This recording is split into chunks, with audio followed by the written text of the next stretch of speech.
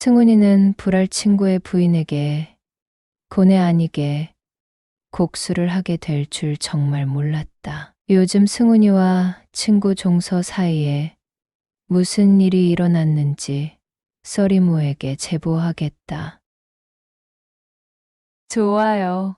구독 부탁드려요. 승훈이는 시골에서 나고 자랐다. 종선의 집은 숭윤아네 집과 아주 깊은 인연이 있다. 승훈이네 부모님은 종선애가 없으면 돈을 벌 수 없었다. 요즘 말로 하자면 종선의 집안이 갑이고 승훈이네 집은 을이었다. 승훈이네 부모님은 종선의 집안의 일을 해주고 돈을 받아서 살아가는 입장이었다. 종선은 승훈이와 같은 반 친구인데 집안 사정은 하늘과 땅 차이였다. 하지만 승훈이가 내세울 수 있는 게 있었다. 바로 공부였다. 승훈이는 종서보다 공부를 훨씬 잘했고 종서는 앞서 말했듯이 승훈이네 집보다 훨씬 잘 살았다. 종선에는 동네에서 가장 부자였다. 승훈이네 부모님은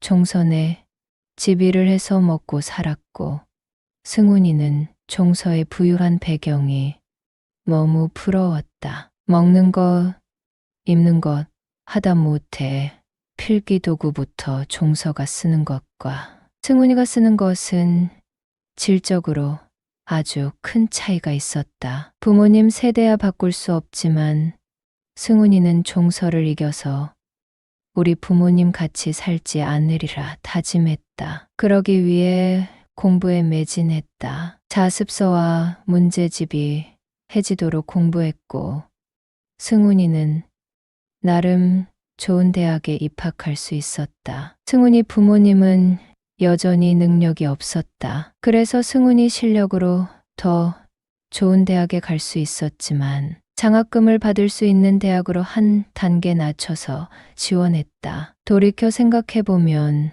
종서라는 라이벌이 있어서 이를 악물고 공부할 수 있었던 것 같아. 나중에 종서를 보면 고맙다고 농담 한마디 건네고 싶었다. 그렇게 승훈이는 이를 악물고 공부했고 취업도 나름 잘했다고 자부한다. 승훈이는 회사 사모님의 소개로 작년에 한 여성을 소개받아 결혼하게 되었고 서울에 30평대 아파트를 마련했다. 물론 은행 대출을 많이 낀 집이지만 말이다. 승훈이는 성실하게 회사 생활을 한 결과 서울에 내 집을 갖고 있는 가장이 된 것에 대해 큰 보람을 느끼고 있다. 30대가 된 해에 우연히 우리 아파트 상가에서 종서를 만나게 되었다. 우연히도 승훈이와 같은 아파트에 살고 있다고 했다. 종서는 천상 여자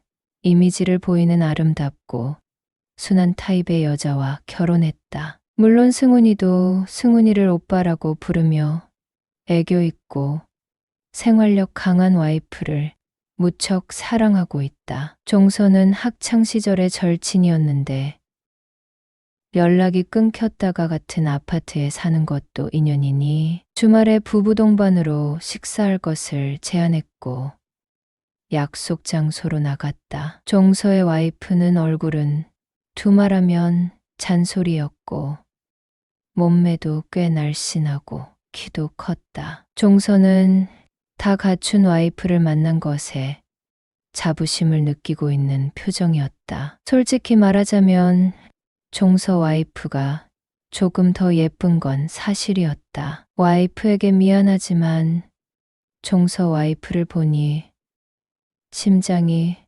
구근거리고 괜히 말을 더듬기 시작했다. 긴장이 돼서 말이다. 승훈이가 누구 앞에서 기죽는 스타일이 아닌데 종서는 예전이나 지금이나 넘을 수 없는 벽이 존재하는 것을 느꼈다. 종서는 만나서 반갑다며 식사비를 계산했다. 승훈이가 낸다고 신랑이 했지만 다음에 만나면 승훈이가 내기로 하고 함께 노래방에 갔다. 맥주를 시켜 신나게 노래를 부르고 있었다. 종서 와이프를 바라보니 승훈이와 몇 번 눈이 마주쳤다. 솔직히 외모는 승훈이가 종서보다 더 좋은 편이다. 종서 와이프는 나와 같은 마음으로 승훈이를 의식하고 있는 것 같았다. 종서 와이프는 노래도 참 예쁘게 불렀다. 그리고 잘 놀았다. 노래를 마친 후 승훈이에게 마이크를 넘겼다. 승훈이는 조금 긴장했지만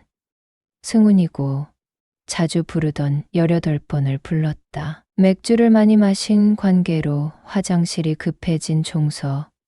부인이 화장실 다녀올게요. 라고 하면서 굳이 나와 눈을 마주치고 나가는 것이었다. 그 눈길이 승훈이에게 밖으로 나오라는 사인으로 알고 승훈이도 조금 후에 슬쩍 밖으로 나갔다. 종서 와이프는 화장실에서 나왔고 맥주를 마시고 볼이 빨개져 있었다. 승훈이를 바라보면서 우리 같은 아파트에 살고 있으니 자주 봐요. 라고 빨리 말하고 내 휴대폰에 자기 번호를 입력해주고 노래방으로 들어갔다. 승훈이는 속으로 희수 씨가 먼저 승훈이에게 작업을 거는구나 싶어 웃음이 나왔다. 빨리 그녀와 따로 만나고 싶은 마음이 들었다. 부부 모임을 한 지 일주일이 지났고 그녀의 목소리를 듣고 싶은 마음에 종서가 출근한 시간이 지나고 전화를 걸었다. 승훈이의 예상이 맞았다. 그녀가 바로 전화를 받았다. 희수 씨 안녕하세요 하고 물었고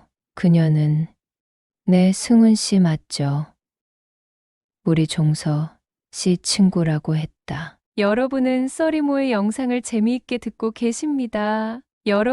그녀는 승훈이에게 어디냐고 물었고 이제 사무실에 출근하기 위해 지하 주차장에 있다고 했다. 그녀는 잠깐 시간이 되면 집에 들어와서 모닝커피 마시고 가라고 했다. 승훈이는 속으로 만세를 부르며 종선의 동과는 정반대인 동에 주차를 하고 종선의 집으로 갔다. 혹시라도 들킬까봐 미리 방지하기 위한 방법이었다. 초인종을 누르니 희수 씨가 단정하면서도 예쁜 옷차림을 하고 나왔다. 아이 엄마인데 저렇게 여유 있는 미소를 짓고 있다니 그 여유가 무척 부러웠다. 희수 씨는 오늘은 도우미가 안 오는 날이라 헐레벌떡 준비하고 애들 등원시키고 혼자 커피 마시고 있다며 이제야 한숨 돌렸다고 했다. 승훈이에게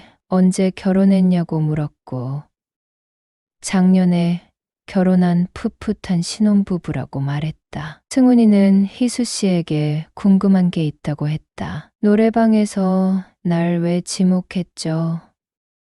하고 물었고 희수 씨는 그냥은 못 가르쳐 주죠 하고 말했다. 승훈이는 남자들은 궁금한 거 진짜 못 참아요. 그러니 얼른 대답해 주세요 라고 했고 승훈 씨는 보기보다 좀 순진한 구석이 있어 보이네요 라고 말하며 대답을 피했다. 그녀는 승훈 씨 그런데 출근 안 하세요?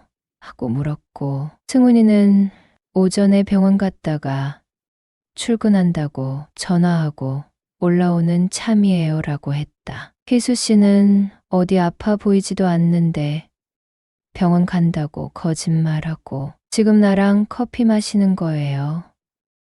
승훈 씨 정말 귀엽네요 하고 말했다. 승훈이는 그녀에게 궁금한 것이 있으면 못 참는 성격이에요 하고 말했고 희수 씨도 나도 마찬가지예요. 왜 아침부터 전화했어요? 하고 물었다. 그녀는 승훈이를 뚫어지게 쳐다봤고 사실 그녀나 승훈이나 목표점은 같다는 것을 알았지만 바로 실행에 옮길 수는 없었다. 승훈이는 커피 잘 마셨습니다.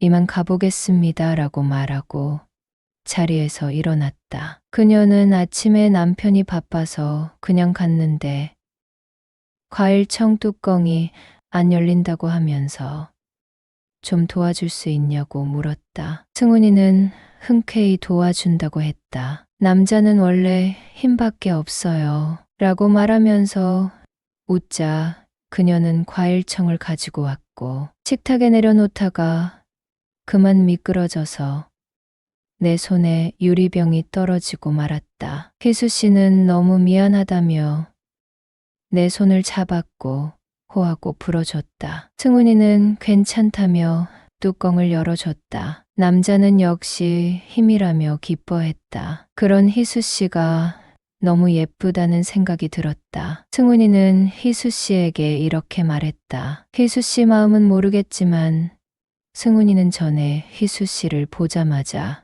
심장이 요동치는 걸 느꼈어요. 희수 씨를 보고 싶은데 어떻게 얘기해야 할지 몰라. 망설이다가 오늘 전화한 거예요 라고 하자 나도 승훈 씨 연락만 기다렸어요. 용기 내서 우리 집에 와 주셔서 정말 고마워요 라고 대답했다. 그 둘은 서로를 진지하게 바라봤고 할 일이 뭔지 바로 알아차렸다. 희수 씨는 안방을 치워놨다고 하면서 승훈이의 손을 잡아 끌었다. 그 두 사람은 하나가 될 수 있었다. 희수 씨는 승훈이의 남자를 보며 크게 놀랬다. 승훈이는 말없이 웃으며 희수 씨와 즐거운 시간을 보냈다. 희수 씨와 일을 치르면서 친구의 부인과 이런 행위를 하는 것이 잘하는 것인지 고민이 되었지만 그 생각은 잠시 미루기로 했다. 승훈이는 써리모에게 고백하지만 지금 다니는 회사의 사모님과 그렇고 그런 관계였다. 사모님은 매일같이 회사에 와서 직원들의 사기를 북돋아줬고 회식 때도 넉넉하게 지원을 해줬다. 지금 회사는 사모님의 부모님이 창업하신 곳이었고 사모님이 실제 주인이다. 승훈이는 영악하게도 사모님의 위치를 파악해서 회식 때 사모님 옆에 앉아서 사모님의 비위를 맞추기 시작했다. 그렇게 해서 사모님을 만족시켜주고 일도 열심히 잘해서 인정받았다. 사장님은 사모와의 관계는 꿈에도 몰랐고 승훈이의 성실한 태도를 좋게 보시고 다른 부서에서 일하던 지금의 아내를 소개시켜줬다. 그리고 승훈이가 결혼하던 날 축의금도 어마어마하게 많이 주셨다. 와이프와 사귈 때 보니 정말 순진하고 바르게 잘한 티가 났다. 승훈이처럼 기회를 노리는 인간과는 달라 보였다. 우리 집은 30평대이고 종선의 집은 대출 없는 60평대였다. 그래도 어린 시절 친했던 추억이 있어서 그런지 겉으로는 허물없이 잘 지내고 있었다. 어릴 때 잘 살았던 종선의 집은 승훈이가 아무 때나 찾아가도 늘 새로운 간식거리가 있었다. 승훈이는 집에서 먹는 음식이라곤 늘 김치에 간장 정도였는데 종선의 집은 그 당시 귀한 수입 과일도 있었고 간식 서랍에는 처음 보는 미제 과자도 꽤 많이 있었다. 승훈이가 착실하게 공부를 잘하니 종선의 부모님도 승훈이를 예뻐해 주셨고 승훈이 생일에는 용돈도 챙겨주셨었다. 종서 부인과 그 일이 있고 나서 종서 부모님이 승훈이에게 얼마나 잘 대해주셨는지 떠오르면서 승훈이는 하지 말아야 할 행동을 한 나쁜 인간이라고 생각했다. 그리고 이 죄를 어떻게 용서받을지 두려운 마음이 들었다. 하지만 한번 희수를 아는 이상 자꾸 생각이 났고 온갖 핑계를 대서 희수와 만남을 이어갔다. 희수와 점점 친해졌고 모텔에서 일을 치르고 옷을 입는데 희수는 갑자기 이런 말을 꺼냈다. 남편에게 승훈 씨에 대해 얘기 많이 들었어요 라고 했고 무슨 말요? 라고 물으니 공부를 곧잘 했는데 가정 형편이 너무 어려워서 힘들게 자랐다고 들었어요 라고 했고, 종서가 희수 씨한테 그 얘기만 했어요. 라고 물으니 종서 씨 집안 덕에 승훈 씨네가 먹고 살 수 있었다고 들었어요 라고 말하는 것이었다. 와이프에게 우리 집안 사정을 미주알 고주알 얘기한 종서에 대해 화가 났다. 사실 맞다. 종선의 집이 없었더라면 승훈이네는 굶었을지도 모른다. 하지만 현실은 어떤가? 부모 지원으로 서울 중심지의 60평대 아파트에 살고 있고 대출 한 푼 없이 편하게 사는 종선은 예쁜 부인의 아이 둘을 낳아 키우고 있고 누가 보기에도 날씬하고 예쁜 와이프가 머슴 집 아들과 연애하고 있다는 사실은 꿈에도 모르고 있지 않은가. 승훈이가 자수성가했다고 자부하는 데는 다 이유가 있다. 사모님의 총애를 입었고 급여가 조금씩 올라 30평대 아파트를 장만했다. 물론 은행 빚이 반이 넘지만 말이다. 다른 사람들은 서울에 집 마련하는 것은 엄두도 못 내는데 그래도 이 정도면 엄청난 혜택이라고 생각하고 있다. 하지만 오랜만에 만난 종서는 부자 부모님 덕에 우리 아파트에서 가장 큰 평수인 60평대에서 살고 있다. 승훈이는 아무리 노력해도 있는 자에게는 범접할 수 없는 벽이 있다는 생각에 한없이 좌절감이 밀려왔다. 그런데 종서에게도 미약한 부분이 하나 있었다. 희수 씨는 승훈이에게 종서의 비밀을 털어놨다. 종서는 남편 역할을 잘하지 못한다는 사실을 말이다. 종서는 희수가 자신에게 불만을 가지고 있다는 사실도 모르고 매일 승훈이에게 연락해서 만나자고 조른다. 옛 친구와 같은 아파트에 사니 얼마나 신이 났겠는가. 승훈이는 종서의 와이프와 만나고 있는 처지가 떳떳하지 않다. 하지만 와이프에게 친구의 부모님 사정까지 이주알 고주알 다 얘기한 종서를 용서할 수 없었다. 그래서 일부러 희수 씨의 마음을 얻으려고 애썼다. 희수 씨 승훈이에게 점점 중독이 되어 가고 있었다. 종서에게 느끼지 못했던 좋은 느낌을 받는다며 매우 만족해했고 희수가 먼저 승훈이에게 연락을 해왔다. 종서는 요즘 들어 희수에게 무슨 변화가 있다고 느꼈다. 희수는 한 번도 부부 관계를 거부한 적이 없는데 요즘 잠자리를 자꾸 거부하는 게 무척 수상했다. 왜 그럴까 생각해보니 와이프가 요즘 새로 만난 사람은 승훈이 밖에 없다는 것을 기억해냈다. 게다가 전에 같이 갔던 식당 화장실에서 보리를 보던 승훈의 남자를 보고 종서는 더욱 기가 죽을 수밖에 없었다. 초등학교 시절에도 승훈이와 함께 목욕한 일이 많았는데 승훈이는 얼굴도 잘생기고 체격도 커서 속으로 부러워하는 마음이 컸다. 하지만 승훈이는 잘 사는 종서를 예심 부러워했다. 둘은 서로가 가지지 못한 부분을 부러워하고 있었다. 종서는 한 가지 묘안을 짰다. 승훈 부부와 동반으로 여행을 가자고 제안했다. 이 소식을 들은 와이프들과 종서 아이들은 모두 좋아했고 종서 부모님의 별장으로 초대를 했다. 아이를 좋아하는 승훈이 와이프는 종서의 아이들과 잘 놀았다. 아이들이 잠이 들고 난 후에 승훈, 종서 부부는 술을 마셨다. 종서에게는 다 계획이 있었다. 희수가 누구에게 관심을 갖고 있는지 관찰하기 위해 술자리를 마련한 것이었다. 희수는 술을 마시면서